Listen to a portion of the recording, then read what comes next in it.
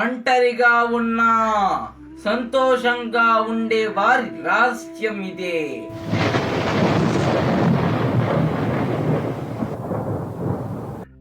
అందరికీ నమస్కారం. నా పేరు చాణక్య. మీరు చూస్తున్నది సిఎస్ఎం సూపర్ మాస్టర్ ఛానల్.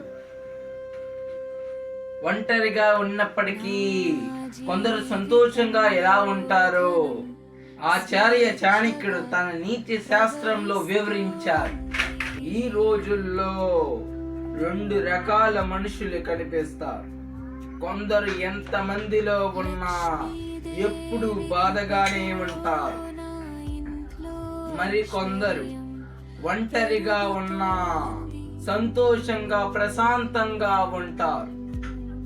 చాణక్యుడు చెప్పిన ప్రకారం ఈ సంతోషం బయట పరిస్థితి వల్ల కాదు, అది మన ఆలోచన విధానం, ఆత్మవిశ్వాసం వల్ల వస్తుంది.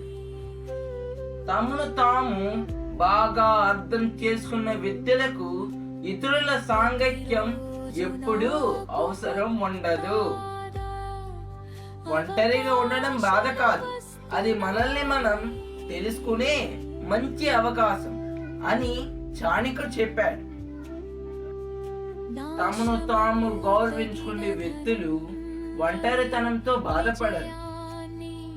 వారు తమ బలాలు బలహీనతలను అంగీకరిస్తారు. ఇతరుల ప్రశంసలపై ఆధారపడరు. తమ సమయాన్ని సద్వినియోగం చేసుకుంటూ కొత్త విషయాలు నేర్చుకోవడం, పుస్తకాలు చదవడం, లక్ష్యాల కోసం కృషి చేయడం చేస్తారు. ఈ అలవాట్లు వారికి అంతరంగిక సంతోషాన్ని ఇస్తాయి. అతిగా అంచనాలు పెట్టుకోవడం వల్లనే చాలా మంది బాధపడతారని చాణక్యుడు చెప్పాడు. వివేకమున్న వ్యక్తులు ఇతరుల నుంచి ఏది ఆశించరు. సంబంధాల విలువ తెలుసుకుంటారు, కానీ సంతోషం కోసం ఇతరులపై ఆధారపడరు.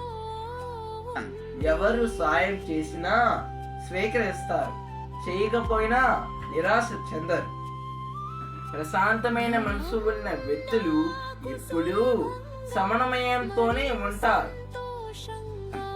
వారు అనవసరమైన వాదనలు, పోలికలు, ఆర్భాటాలకు దూరంగా ఉంటారు. తమ జీవితాన్ని ఇతరుల అభిప్రాయాల ప్రకారం కాకుండా తమ ఆలోచన ప్రకారమే జీవిస్తారు.